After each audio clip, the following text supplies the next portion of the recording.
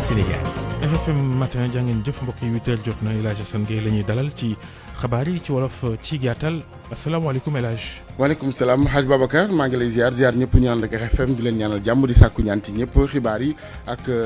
ñi nga xamante ni ñooy juróomi doomu Sénégal bu njaboot genn gi faatu woon ca Denver ci lakk ci États-Unis police bu ca diwaan ga di Denver mu ngi ci li nga xamante ni mooy enquête bi ñoom wàllu ko criminel gi ci la ñuy topp ba wóolu ca ñett ci ay doomu aadama yoo xam ne teg nañ leen loxo coronavirus gi ñett ñu mu faat ñu bokk ñoom it njaboot genn gi ginnaaw ba nu demee ci céet ba ñëw fii ci Ndakaaru dinañ ci ànd ci kanam ci leeral ak Salif Sow wàllu xibaar bokk na ci ñibbi si étudiante bi di Diary Sow doomu Sénégal ba woon ca Paris ci xibaar ànd na ak ki nu ko bàyyile ministre Serigne Mbaye Thiam ñibbi si bu nu sukkandikoo ci xibaar yi sunuy naatangoo yi ci internet gi di Presse Afrique wàllu xibaar bokk na ci ndox may jotin wi fileek ab diir incha allah du ñàkk mu gën fee yéwénati ci askanu Sénégal ak KMS 3 ña nga ca liggéey ba ca daanaka nuppi na ci téeméer yu jël juróom-ñeent fukki ak juróom-ñaar weeru mars la ñuy xaar ndox mi ball ci wàllu woowee ñu ngi woon ca test yi ci wàllu technique geeg yeneen dinañ ci ànd ak Abraham Paul Pouy ak kilifa yu SONES ya fa woon ngir xoolal seen bopp tolluwaayu boobu liggéey ñeel KMS 3 ci technique bi Abdou Thiam. jërë ngeen jëf ci ànd beeg RFM rajo Futur Média ñu ngi fii ci Ndakaaru rue 15 angle Corniche immeuble El Hadj Eli Mandour ñu tàmbale xibaar yi ak wàllu li nga xamante ni mooy tolluwaayu guerre ci àddina bu nu sukkandikoo ñu natt gi nga xamante ni mu ngi bawoo ci Transparency International Sénégal ba tey jii mu ngi ci réew yi laxasu ci guerre googee loolu bokk na ci seen ab rapport ñoom Transparency bànqaas bi ko fi toogal Sénégal Forum Civil njiit la Birahim Seck la ñu ciy déglu ak Babacar Fall. tey la forum civil bi nga xam ne moom mooy teewal Sénégal Transparency International publier nattukaay bi ñuy wooyee indice de perception de la corruption maanaam nattukaay boo xam ne la dafay wane corruption naka la takkarnaasee ci yenn dëkk yi ak naka lañ koy xeexee également ci yeneen dëkk yi. Sénégal bi ñu ko nattee maanaam note bi nga xam ne amoon na ko daaw amoon ko daaw jéeg amoon ko daawaati jéeg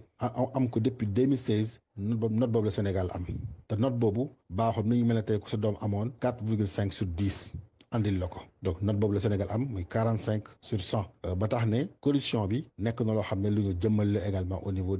du Sénégal ba tax na xeex ko dafa nekk loo xam ne lu jaadu la ndax Sénégal mi ngi ci zone rouge depuis 2016 avancé wul. Contrairement à yeneen dëkk yu mel ne Ghana nga xam ne dañuy avancé ak yeneen dëkk yoo xam ne sax même Guinée bi nga xam ne mi ngi suñu wet également mi ngi avancé même fekkante ne avancement yu nagam la. ñu ne nag li ko gën a fësal mooy dossier yi nga xam ne président de la République ci coobareem moom moo ko téye bañ ko jébbal également justice bi ci ñi nga xam ne dañoo gérer alalu askan wi donc corruption Sénégal su bëggee avancé. kenn dong moo ci mën def loo xam ne lu mën a avancer la note bi la mooy le président de la république moom mi nga xam ne moom moo taxaw affirmer dëggal ne impunité moom moo ko jëmmal donc impunité boobu noonu président de la république jëmmal ko il faut que mu dellu ci ginnaaw buñ bëggee également corruption jóge ci Sénégal wala bokk mu wàññeeku ci Sénégal lu bare.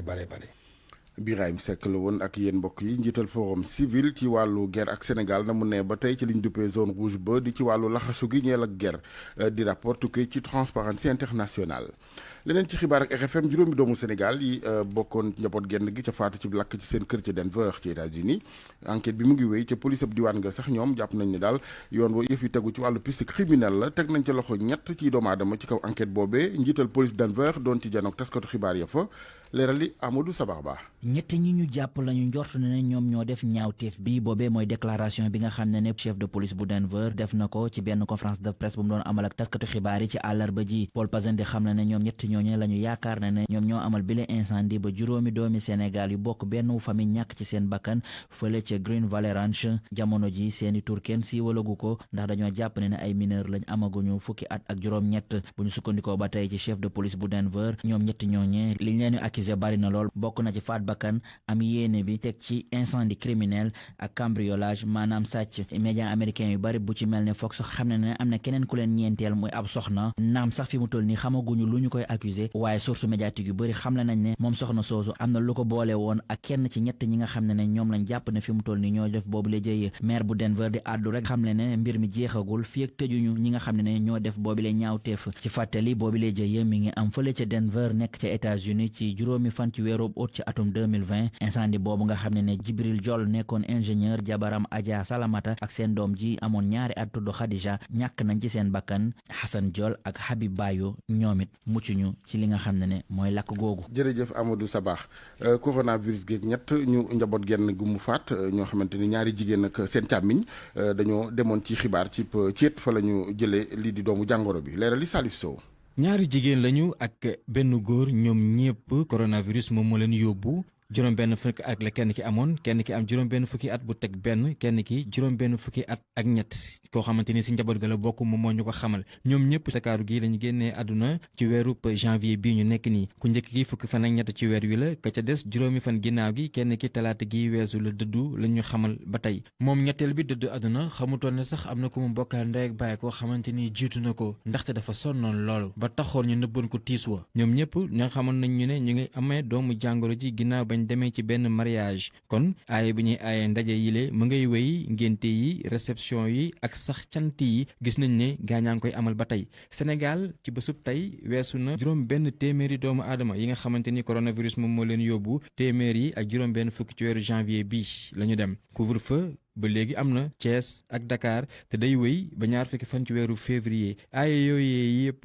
kayit ba monte jëwriñ gi ñu dénk kaaraange gi réew mi fësal na ko talaate gi moom Antoine Félix Diome fàttali ko askan wi ne fii ba ñaar fukki fan ci weeru février takku masque par force la ci bërëb yi nga xamante ni lu ñëpp bokk la ci bërëb yu tëju yi ba ci sax bërëbu jënd yeeg jaay yi wala sax ci oto yi maanaam bu weesoo ñaari doomu aadama nekk ca dogal yi kilifa yi jël yëpp teewul ne mbas mi en arrière benn yoon dooleem day gën di yokku ndaxte askan wi ñu bari sa ñoom nanguwuñ ko jëfee ba tey. Salif jërëjëf diwaanu Ndar moom téeméer ak juróom fukk ci ñu amee jàngoro ji ñu nga seeni kër ñuy may gët waa kër docteur ci pexe boobu nga xam ne bokk na ci yi mu tëral ngir may gët gi ñeel ñooñu amee jàngoro yi coronavirus am na nag ay jafe-jafe ci lalu bokk na ca soxna su woote woon démb ci xibaaru RFM wax ne moom da ca ami jafe-jafe geneen waral it kilifa gi ñu dénk lépp lu jëm ci kër docteur diwaanu Ndar di médecin chef diwaan ga addu ca ci wàllu matuwaayin ci jël ak it nanuy may gët yooyu malade docteur Seynabou Ndiaye Gaye médecin chef diwaanu ndax ñu teewlu kook Salif Sow. wax nañ ko ne service d'hygiène ni mu war a ñëwee di désinfecter ci domicile yi dina ñëw def ko pour bosam waaye moom moo ñuy wax kañ la yaakaar ne mooy gën su ko defee service bi mën a wàcc ci terrain bi def désinfection bi loolu su weesoo tamit ñiy def suivi dinañu comme ni ma ko waxee delluwaat foofu évaluer waat ko xool ba xam ndax moom dañ ko war a toujours bàyyi ko këram wala dañ ko war a indi ci suñu ay service pour gën ko toppatoo loolu nag may wax te maa ngi koy wax tamit problème xam naa coordination la rek parce que ñàkk jot service bi li koy waral mooy appel yu bëri yi nga xam ne dañ koy recevoir loolu donc la pour gën a dalal xelam sax services sociaux yi dinañ ko accompagner pour mu am appui psychologique donc parce que nekk na lu am solo xam nga suñu la annoncé lu mel noonu nga njaboot daanaka vraiment nekk sa kër day xaw a jafe tuuti. waaw ñi ñuy subi seen kër su ma ko xaymawee 300 laa mën a wax ne ci Ndar gi jot nañ ko ci am na si 100 ak juróom fukk yoo xam ne yi ñu fañ nañ leen ba wër nañu yi si des ñu ngi leen di topp ak équipe gi topp bi jafe na parce que nit ki soo sañoon saay su la soxlaa nga mën a teew waaye moyen logistique yi ak organisation bi tax na ba yenn saa yi mu mën a am yenn yéex waaye ñu ngi koy ñaawlu di wax patients yi tamit lépp lii jox nañu comme jumtukaay pour ñu mën leen ko jagal vraiment dinañ ko si def ci anam yu gën a baax. mu nekkoon leeral li médecin chef diwaanu Ndar soxna Seynabou Ndiaye Gaye ci jokkoom ak Salif Sow leneen ci xibaar ak RFM ki war a wuutu ca mairie bu Dalifort ndem si yàlla Idrissa Diallo sunu borom moomoon ko 28 décembre 2020 ci wàllu woowee nag ak tànneef li tey jii la ñu koy amal wot gi ñeent fukk ak juróom-benn conseil municipal ñoo koy amal ci juróom-benn mbër yu taxaw ngir daal di doon ñi wuutu kii di maire Idrissa Diallo kon tey la tànneef li waaye askan wa fa ca Dalifort ne bu nu sañoon am maire boo xamante ni Pastef fu gi woon ci Idrissa Diallo day ne ci moom wala gu ko ëpp ndongo kaa ana kan moo war a remplacer maire bu Dalifort bi wàcc liggéey niki 28 décembre 2020 gi nu génn ñi dëkkee nag ci commune bu Dalifort di wax nag ni nu bëgg mu daal dee mel ki nga xamante ni moo war a uutu Idrissa Diallo. Ibrahima Sané ki ko war a remplacer foog moom engagement foog moom détermination foog mu doon nit ki nga xamante ni dafa ambitieux bëgg commune am d'abord jaral ko lu ne. un candidat rassembleur ku dajale ñëpp te nag intérêt Dalifort ñor ko parce que ki fi jógee Dalifort rek moo ko ñoroon. Bachir Ly ni yéen nag gënte diis ñun la yaa jiite commune bu Dalifort war a uutu nag kii di Idrissa Diallo mu ni nag kii falu niki alxamis ji dafa war a doon koo xamante ni lu dul nag luy ñoŋol nag commune bi doonut yitteem. ndaxte nit koo xam ne ku la soxla jot la te soxla boo ko diis mu jóg dox si loolu la ñuy doyee maire tey jafe-jafe yi bëri na wante am pas-pas ak détermination pour def loolu. ci ñeen fukki conseil ak juróom-benn yu Dalifort juróom-benn kott nag ñoo ciy candidat ngir daal di uutu kii di Idrissa Diallo ñi àndoon nag ak nem si yàlla si ni ñoom nag taamu nañu Thierno Seydou Nourou Fall ngir mu daal di koy uutu moom nag mooy responsable gone yu taxawu Dalifort ci liste candidat yi tamit mu am ci kii di Baye Diop mooy candidat bu coalition Benno Bokk Yaakaar ci commune bi première adjointe bu maire bi di Astou Traoré ak deuxième adjoint bi di Cheikh Diop ñu gën koo xam ci Ségéré ñoom tamit ay candidat lañu mu bokk ci tamit kii di Abdou Diouf ak tamit Amar Mbodj candidat bi nga xamante ne nii nag moo war a falu ci premier tour bi war a am nag lu ëpp ñaar fukki xob ak ñett lu ko mooy dañuy daal di dem nag ci ñaareelu tour bi te it ñi ngi ñuy xamal ni boobaak léegi ay pexe tamit ñi ngi koy teg ci biir conseil yi ngir kii di candidat bu Benno Bokk Yaakaar doon nag kuy uutu Idrissa Diallo ndiki alxamis ji Ndonga Ka Dalifort rajo Futur Média. ak RFM kumpa jeex na. ñu waxtaanee wàllu ndox mi Sénégal ak jotin wi ci lu yàggatul incha allah weeru mars KMS 3 dina tàmbali daw bu ko defee xëy na yaakaar gi nu ci am mooy jotinu ndox mi gën a yomb ci askanu Sénégal lu ci mën di am jàppale ni liggéey bi ñeel boobu mbànd di KMS 3 téeméer yi ci jël juróom-ñeent fukki ak juróom-ñaar nuppi na loolee ceetlu la gu kilifa yi di conseil d'administration bu SONES demoon fa ci ngan ca kër Momar Sarr Abraham Polpuy. door nañu di saytu machine yi nga xam ne moo nekk ci usine Kër Momar Sarr daanaka lépp yemb na ci usine bi ñu taal machine yi ngir mën a vérifier installation yi nga xam ne def nañ ko ci usine bile suñu sukkandikoo ci directeur général bu SONES Charles Fall bii mooy daanaka étape bu mujjee laata ñuy door production bi. ku yëpp def nañu réglage yi mooy mise au point yi après ñu essayer leen mooy mise en régime donc bu su ne pris individuellement ñu tourner la éprouver la loolu tamit nekk na liggéey boo xam ni daanaka ñu ngi ci cappaandaw gi. test yi nga xam ne nag ñoo ngi koy amal ci ñetteelu usine Kër Momar Sarr autorités yi bëgg suñu paree rek daal di door production bi weerub mars balaa moo jeex ngir mën a respecter délai yi. ndox bu set bi nga xam ne gañ ci injecté chlore mooy liy rey bactéries yi population yi dinañ ko gis ci ay semaines yu néew a néew. conseil d'administration bu SONES di rafetlu liggéey yi nga xam ne amal nañ ko fii te di ñaan tamit ñu respecter délai yi. datu 31 mars ci date boobu la joxe pour que SONES mën a indi ndox bi ba du Dakar d'après ci li ñu gis fii am nañu yaakaar ne que date boobu jotee incha allah ndox bi dina mën a yegg si Dakar. visite bi nga xam ne nag conseil d'administration bu SONES am na ko tax na ñu visiter usine bi yépp lu ko dalee fu ñuy pomper ndox ma ci lac de Guiers ba fu ñu koy toggee ngir mun koo jox askan wi. mu nekkoon Abraham Paul Pouy Kër Momar Sarr rajo Futur Média. jërëjëf Abraham diwaanu Fatick la ñuy wutali ak juróomi junniy branchements sociaux di am xëccalam ndox ngir njaboot yi loxo yi jotul ginnaaw gi di yombal ci ñoom ci kaw gi projet boobu di projet eau assainissement en milieu rural ñu ko doon présenté di ko xamale ak kilifa yi nga xamante ni ñooyu département bu Fatick ñu war ñoom it kilifa yi taxawal ci comité di kuréel yoo xamante ne ñooy tànn njaboot yi ko yellool. office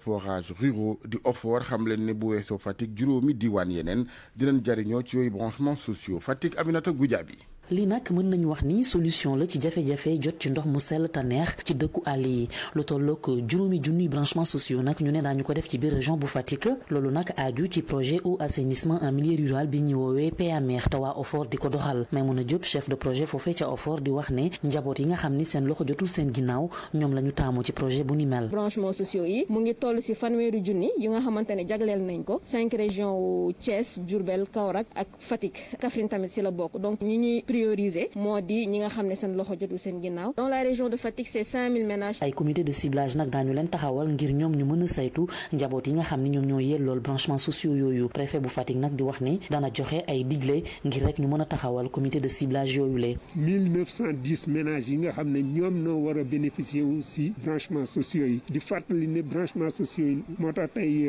maire yu fi teewoon ak acteurs yi waxtaan nañ si war nañu jël des comités yi nga xam ne ñoom nooy tànn population yi nga xam ne ñoo gën a néew doole. département bu Foundiougne am na 2100 branchements sociaux yu ñu fa war a def 910 yu ñu war a def ci département bu Gossas waaye nag am na yeneen investissement yu am solo yoo xam ni projet eau assainissement en milieu rural PAMIR dana ko amal suñ sukkandikoo ci Maymouna Diop moom nag chef de projet la ci OFOR. projet bi nag pàcc yu bëri la am na ay travaux de remise à niveau am na également ay unité de chloration moo di installer ay système yoo xamante ne day dolli farñeent ci ndox bi pour que buy yegg ci ñu koy jëfandikoo mu bañ a am benn gàllankoor ci seen wérgu yaram. nee ñu nag ci projet PAMIR boobu am na ci lu tolloo ko 22 milliards yoo xam ni wàllu ndox mi ci dëkku kaw yi lañ ko jagleel liñ ci nam rek moo di gën a ñoŋal accès bi ak itam qualité bi. Aminata Goudiaby Fatick RFM. RFM Sport.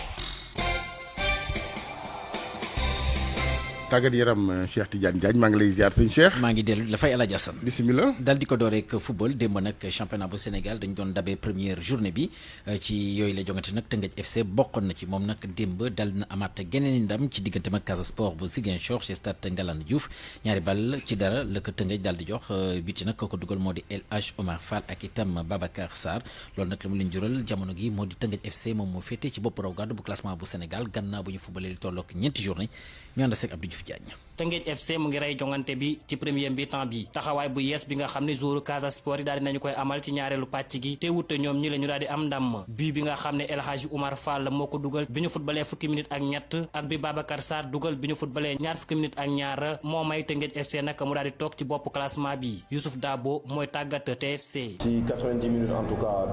amuñu benn domination bi parce que c'est vrai que premier mi-temps bi naaj bi métti woon na trop am nañu début match bu baax am nañu ay situation par rapport ak la nga xamante ni moom la ñu préparé woon mais naaj bi bu tàngee aussi nga bëgg si def yenn effort yi pendant 1h30 dafay compliqué mënul nekk. Ansou Diédhiou di kiy tàggat Casa Sport moom li muy ñaawlu mooy ñàkk concentration bi mu nemmeeku woon ci ay joueur am. dañu am ay xale yi nga xam ne wax nañ leen ni dañu war a concentré wu match bi buy tàmbali ba bu muy jeex li ñu dal tey mooy dañu manqué concentration bi match bi commencé loolu moo ñu tax ba bii yu ñu jël yëpp mënoon nañ ko bañ a jël fekkoon te lu ñu leen wax respecté nañ ko mooy maanaam ballon bu nekk bu ñu lay attaqué en tant que défenseur yaakaaral ni ballon bi moo gën a dangereux ce match malheureusement defuñu ko. ak ndam li nga xam ne Teungueth FC daal dina koy am ci jongante bi nga xam ne nag dañ koy dabuwaat moo toogagul nag ci bopp classement bi daataa muy jongante ak Jaraaf dimanche muy doon jongante boo xam ne ñaari équipe yu war a football ci Afrique ñoo koy jongante RFM Rufisque. Abdou Diouf Diagne geneen équipe bu jot démb football moo di Jaraaf bu Dakar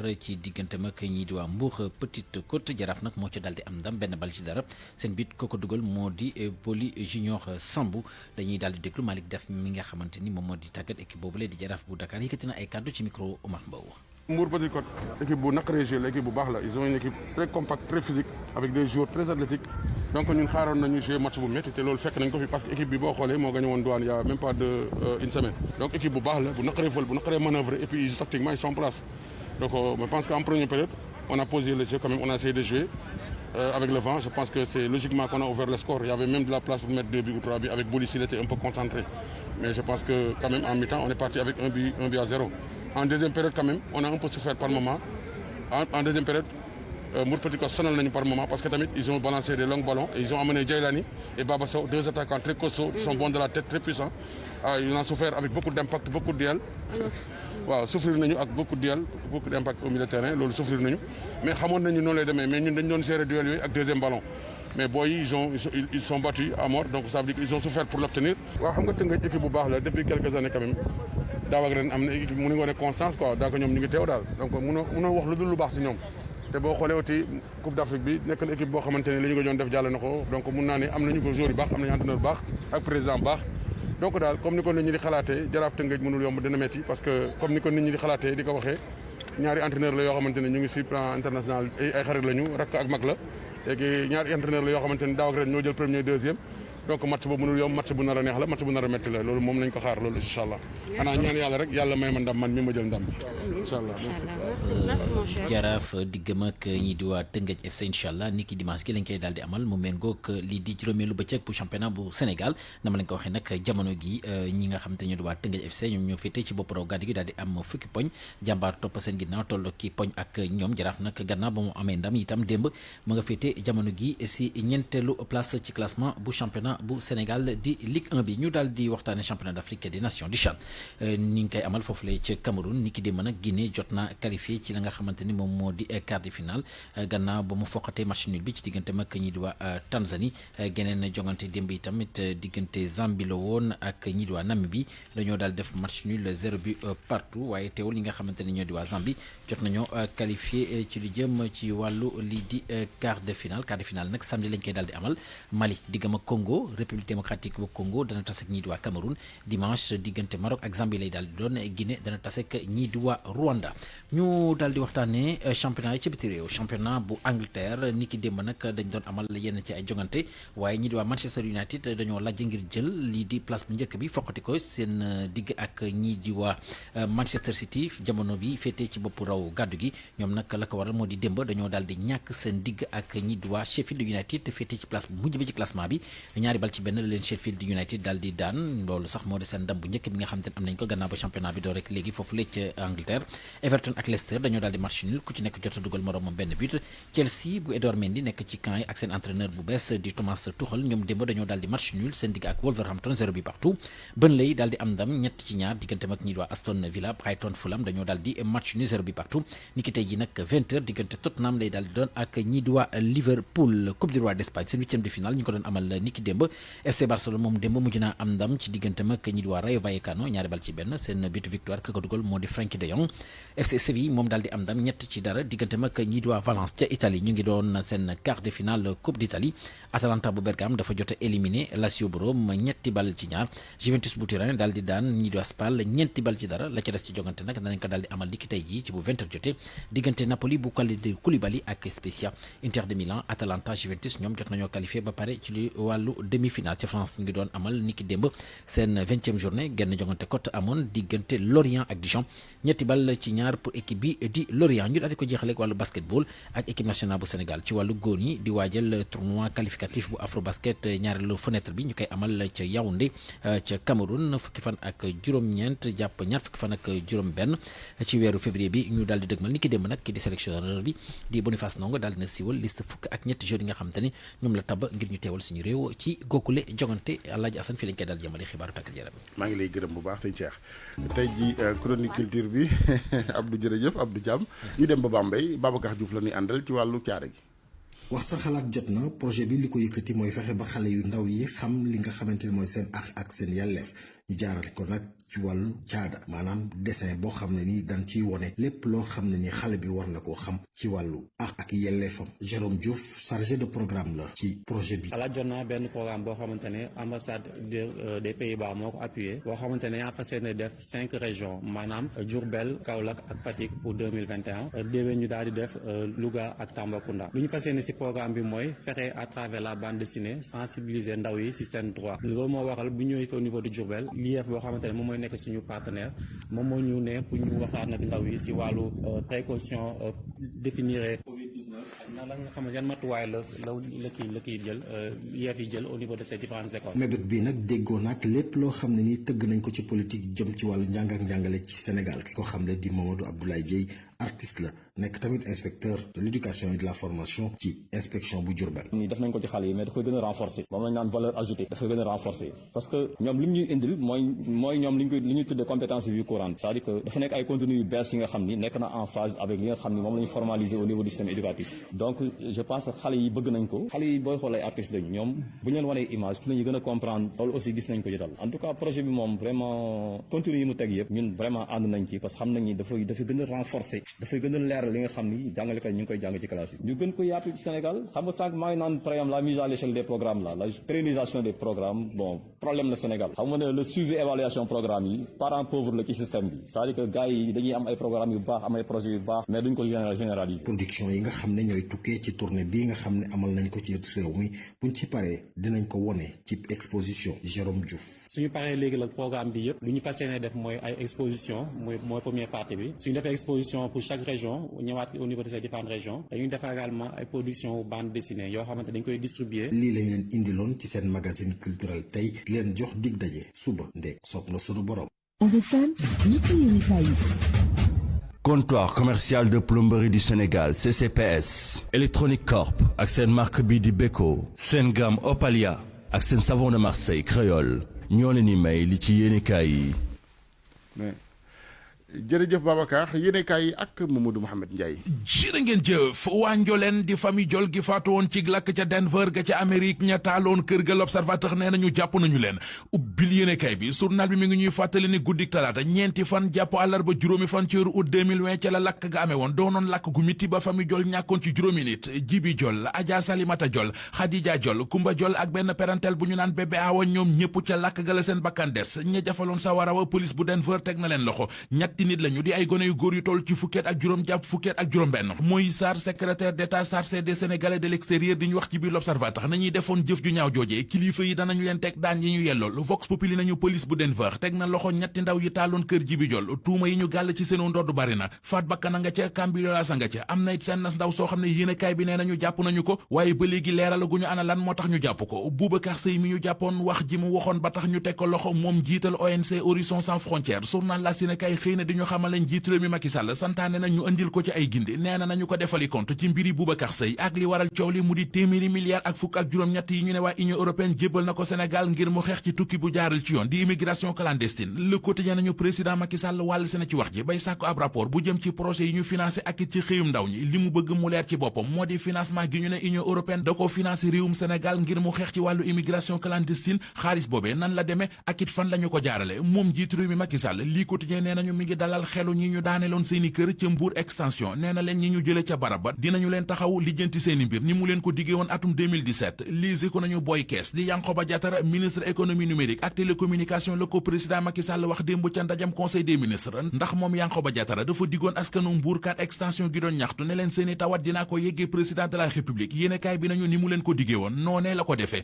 bi mu ko waxee président ci la ko président ne leen nañu dalal seenum xel jëlee nañ leen fa waaye seen situation dinañ leen ko régulariser ni ma leen ko diggee woon ñeenti at ci ginnaaw ñi ñu koy defal nag ñoo di ñi nga xam ne commission bi ñu sampoon jotoon na leen recensé soleil national nañu leneen a ngi lool it moom président national santaane na ko démb ca ndajam conseil des ministres mu di texte yi jëm ci convention de la presse ñu jëmmal ko boole ko jëfe lépp sursoi nañu mbir a ngi ci kanam moo xam ne fu muy jaar ba jëfe ko moom président Macky Sall dana ko ëlëm lool mu di ndàmpaay di prime de motivation gi ñu warloo ak fajkat yi ci jamonoy mbas mi warloo ket ak ñaari junniy sandarma ak i police yu teg juróom-ñaar fukk ak benn yi ñu tasaare ci Ndakaaru ak ca Kees ngir mbiri couvre-feu gi koppar yi ñu leen war a jox mu di seeni prime de motivation fan la ñu koy jëlee ci jamono joojee yéenekaay bi nee nañu coronavirus bi ak i loraangeem ñoo ngi gën di jàllaañoo ci réew mi ñi mbas mi faat ci Sénégal léegi lim ba romb na juróom-benn téeméer ndax démb rek am na yeneen juróom-ñeenti doomi aadama yu faatu ci coronavirus bi boole kookit ñaari téeméeri ka coronavirus ak juróom-ñett fukk yu yees ñu enregistré enquête dina kay nañu vaccin di ñàkk yi ñu ne ñoom man ci mbas mi dara bala ci néew ji doole yi di jot danañu wax lu set wecc ndax borom doole yi ñoo ci bëgg a teg loxo laboratoire Pfizer ak Moderna ak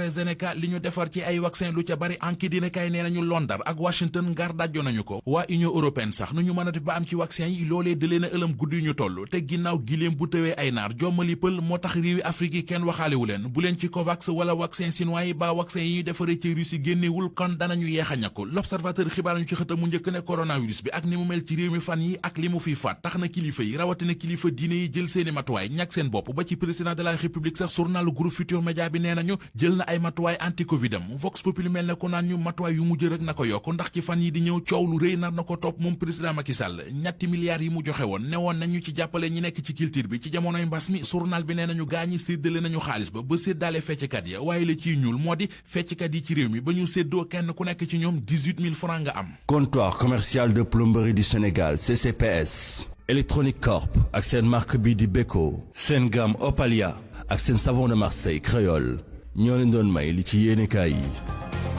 jërëjëf Mamadou Mohamed ñu ngi leen di gërëm mbokk yi xibaar la woon ak RFM bokkoon na ci ne ay xibaar juróom ci doomu Sénégal yu njaboot genn gi faatu woon ca Denver ci États-Unis ci lakk ci seen kër